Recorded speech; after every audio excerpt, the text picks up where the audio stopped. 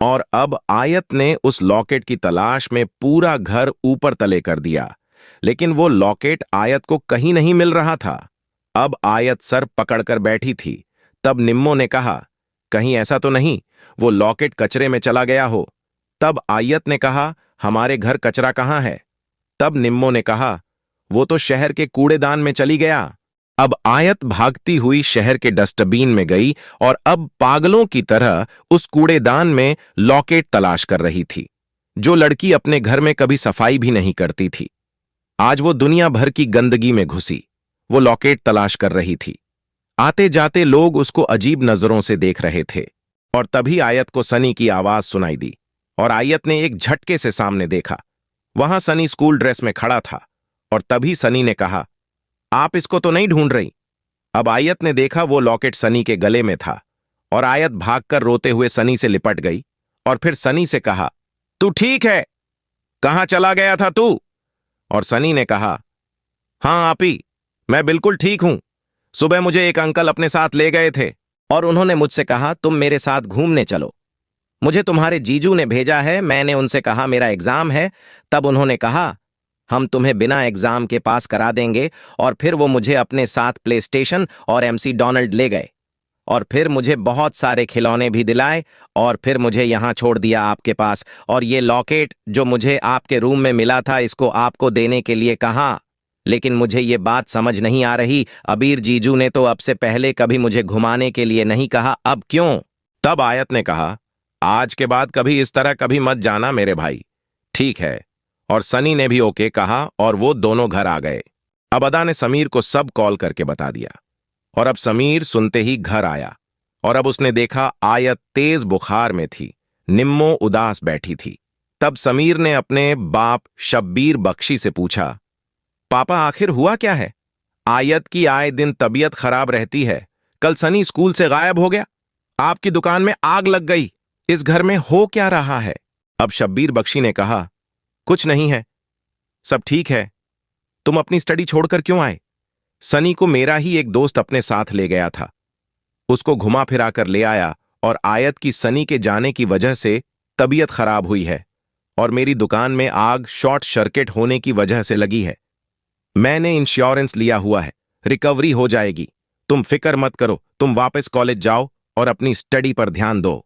अब आयत हैरान होकर अपने पापा को देख रही थी कि वो समीर से झूठ क्यों बोल रहे हैं, उसको सच क्यों नहीं बता रहे। फिर आयत ने सोचा, शायद पापा समीर पर कोई प्रेशर नहीं डालना चाह रहे, कहीं उसकी स्टडी का कोई लॉस ना हो। फिर समीर ने कहा, ठीक है पापा, कल चला जाऊंगा, लेकिन पहले आयत की तबीयत ठीक हो जाए, उसके बाद चला जाऊंगा। और ये जानकर आयत बहुत खुश हो गई। और फिर समीर अदा, ये तीनों बहन भाई बचपन की तरह मस्ती कर रहे थे और आयत समीर के आते ही सब भूल गई। वो तीनों बहन भाई बहुत खुश थे। फूलों का तारों का सबका कहना है, एक हजारों में मेरी बहना है, सारी उम्र हमें संग रहना है। फूलों का तारों का सबका कहना है, एक हजारों में मेरी बहना है।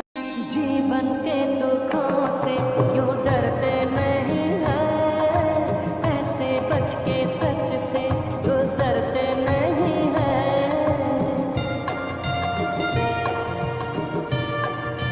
ओ जीवन के दुखों से यूं डरते नहीं है, ऐसे बच के सच से गुजरते नहीं है। सुख की है चाह तो दुख भी सहना है, एक हजारों में मेरी बहना है, सारी उम्र हमें संग रहना है। फूलों का तारों का सबका कहना है। और अब आयत अदा और समीर तीनों बहन भाई और समीर के कुछ फ्रेंड सब शिमला कैंपिंग करके लौटे। फिर समीर वापस अपने हॉस्टल चला गया और अब आयत का मूड एकदम फ्रेश था और वो आज कॉलेज आई थी।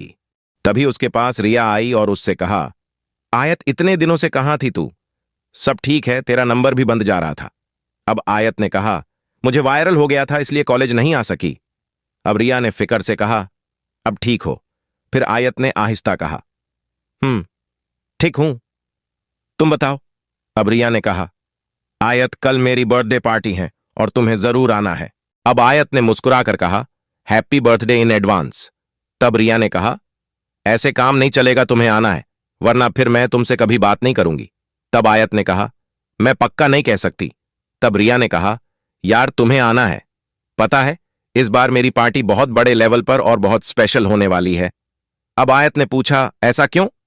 तब रिया ने कहा, क्योंकि मैं कई सालों से अपनी बर्थडे पार्टी में जीडी को बुलाना चाहती थी और फाइनली मेरी इतनी कोशिशों के बाद जीडी ने मेरी बर्थडे पार्टी में आने के लिए हां कर दी और अब वो मेरी पार्टी की स्पेशल गेस्ट है। अब आयत ने हैरान होकर पूछा, जीडी कौन? तब रिया ने कहा, आर्यन शाह की दादी मां। और तब आयत ने फट से कहा, नहीं, मैं नहीं आ सकती, मुझे अपने जरूरी नोट्स बनाने हैं। और ये कहकर आयत वहां से फौरन चली गई और रिया उसको हैरान सी जाता देखती रह गई। और अब आयत रात को नोट्स बनाने के लिए बैठी थी जब उसके दुश्मने जान का फोन आ गया और अब आयत को ना चाहते हुए भी रिसीव करना पड़ा और आयत को अभी तक यकीन नहीं आ रहा था। एक इतना बड़ा रॉक स्टार आर्यन शाह इसको कॉल करता है और आयत किसी को क्या यकीन दिलाती जब खुद उसको ही यकीन नहीं था। अब आयत ने आहिस्ता से हेलो किया और अब आर्यन शाह का एक और ऑर्डर जारी हो गया। उसने कहा, तुम कल रिया की पार्टी में जाओगी? अब आयत ने आहिस्ता से कहा, प्लीज मैं नहीं जा सकती, मुझे अपने कॉलेज के नोट्स बनाने हैं। अब आर्यन ने कहा, विश तुम मुझे बेवकूफ समझने की गलती कर रही हो या खुद को ओवर स्मार्ट समझने की बेवकूफी कर रही हो। ये तुम्हारे थर्ड क्लास बहाने मेरे सामने नहीं चलेंगे, गॉट इट। और तुम्हें कॉलेज के नोट्स तब याद नहीं आए जब तुम अपने भाई के साथ कैंपिंग करने शिमला गई थी। और अब आयत ने हैरत से मुंह खोला, ये जानकर उसको सब बता है। अब आयत सर पकड़कर बैठ गई और सोचने लगी, मैं ये कैसे भूल गई, ये जो इसने मेरे गले में पट्टा डाला हुआ है, ये उसको मेरे पल पल की खबर देता है। अब मैं क्या करूं? अब आयत ने उससे डरते डरते पूछा, आप क्यों चाहते हैं मैं वहां जाऊं जबकि मैं वहां जाना नहीं चाहती? तब आर्यन ने कहा, क्योंकि वहां पर मेरी जीडी आ रही है, इसलिए तुम्हें वहां जाना है और अच्छी तरह से ड्रेसिंग करके जाना है। और अगर तुम्हें ड्रेसिंग का सेंस नहीं है तो मैं कुछ डिजाइनर और मेकअप आर्टिस्ट वहां भेज देता हूं, वो तुम्हें रेडी कर देंगे। तब आयत ने एकदम कहा, नहीं नहीं, मैं खुद रेडी हो जाऊंगी, आपको यहां किसी को भेजने की जरूरत नहीं है। अब आर्यन ने कहा, ओके, और तुम्हारे वहां जाने के बाद मैं तुम्हें कॉल करके बता दूंगा तुम्हें क्या करना है, अंडरस्टैंड? अब आयत ने आहिस्ता से हम कहा और फिर कॉल कट गई। इससे ज्यादा ना वो बात करता था और ना आयत ही करना चाहती थी। वो बस आयत को ऑर्डर देता था और आयत को फॉलो करना होता था।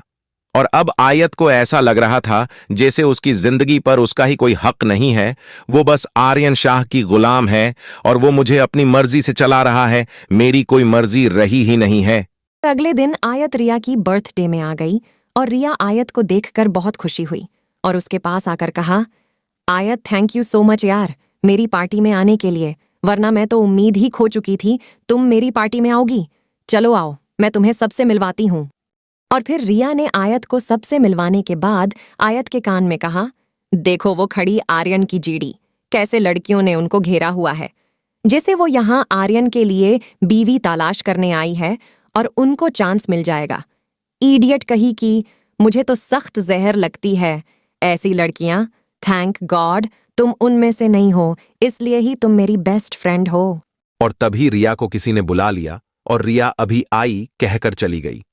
अब आयत पर आर्यन का कॉल आया और उसने कहा, सामने मेरी जीडी घड़ी है, उनके पास जाओ और उनको कंपनी दो। जब तक तुम इस पार्टी में हो तुम्हें जीडी का ख्याल रखना है, उन पर तुम्हारा इंप्रेशन अच्छा पड़ना चाहिए। मैं उनसे तुम्हारा फीडबैक लूंगा, अगर मुझे कोई कंप्लेन मिली तो तुम जानती हो फिर। आर्यन ने मासूम आयत पर हंसबैंड वाली धौंस जमाते हुए उसको ऑर्डर दिया और फिर आयत ने आहिस्ता से कहा, लेकिन उनके पास पहले ही इतनी सारी लड़कियां जमा है जो उनको इम्प्रेस करना चाहती हैं। अगर मैं भी उनके पास जाऊंगी तो मेरी दोस्त क्या सोचेगी कि मैं भी उनको इम्प्रेस करना चाहती हूँ। फिर आर्यन ने गुस्से से कहा, सो वॉट, जिन लड़कियों का कोई चांस ही नहीं है फिर भी वो आर्यन शाह के लिए उनको इम्प्रेस करना चाहती है। तुमसे तो खुद आर्यन शाह कह रहा है जाकर उनको इम्प्रेस करो। और तुम्हें सिर्फ मेरे सोचने की फिक्र होनी चाहिए, ना कि अपनी दोस्त की। तब आयत ने आहिस्ता से कहा, लेकिन। तभी आर्यन ने भड़कते हुए कहा, लेकिन कुछ नहीं, जाओ उनके पास। और आयत आर्यन के गुस्सा होते ही भागती हुई जीडी के पास गई, क्योंकि वो जानती थी उसका गुस्सा आयत के लिए कितना भारी पड़ता है, क्योंकि 2 दिन उसके जिस्म से कचरे की बदबू नहीं गई थी। और अब आयत ने जीडी से जाकर हेलो कहा, और अब जीडी ने उस मासूम सी खूबसूरत लड़की को देखा, और जो उनको बहुत मासूम और प्यारी लगी, और जीडी ने मुस्कुराकर कहा, हेलो पुत्र, आप कौन? मैंने आपको अब से पहले नहीं देखा। और आयत ने आहिस्ता से कहा, मेरा नाम आयत बख्शी है, मैं रिया की दोस्त हूं। अब जीडी ने उसको प्यार से देखते हुए कहा, ऊपर वाला बुरी नजर से बचाए, बहुत प्यारी और मासूम हो। और पास खड़ी लड़कियां आयत से बुरी तरह झंड हो गईं। और अब आयत ने मुस्कुराकर आहिस्ता से फॉर्मेलिटी पूरी करते हुए कहा, जीडी आप कुछ लेंगी, आप बस ये जूस लेकर खड़ी हुई हैं। और अब जीडी आयत की इस बात से इंप्रेस हुए बिना ना रह सकी, क्योंकि आयत ने बिल्कुल उनकी बहू गुरमीत की तरह उनके खाने पीने का ध्यान रखा। उसने आर्यन के बारे में ना पूछकर जीडी पर ध्यान दिया, और जीडी समझ गई ये एक संस्कारी और घरेलू लड़की है। और जीडी ने दिल में सोचा, ऐसी ही लड़की तो चाहिए थी मुझे अपने लव के लिए, लेकिन इतनी सीधी सादी लड़की को वो कहां पसंद करेगा। अब जीडी ने कहा, नहीं पुत्र, आपको परेशान होने की जरूरत नहीं है। तब आयत ने दिल में सोचा, मुझे कौन सा शौक चढ़ा है आपके लिए परेशान होने का, लेकिन क्या करूं, परेशान होना मेरी मजबूरी है, क्योंकि ऊपर से आपके पोते का ऑर्डर जो आ चुका है आपके लिए परेशान होने का। अब आयत के दिमाग में फौरन एक बात क्लिक कर गई, ये जीडी मुझे एक अच्छी औरत लगती है, अगर इनसे मैं आर्यन के बारे में सब कुछ बता दूं तो शायद ये मेरी कुछ मदद कर सकती है।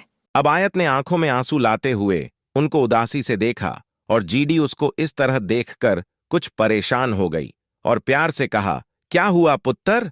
अगर ये कहानी आपको जरा सी भी अच्छी लगे तो प्लीज हमारे चैनल को ज्यादा से ज्यादा लाइक करे, शेयर करे और सब्सक्राइब करे, क्योंकि हमारा टारगेट जल्द से जल्द 4000 घंटे और 1000 सब्सक्राइबर पूरा करना है, वरना हमें अपने चैनल को बंद करना पड़ेगा। इसलिए अगर आप इस खूबसूरत नॉवेल को कंटिन्यू रखना चाहते हैं तो प्लीज हमें सपोर्ट करें। Thank you.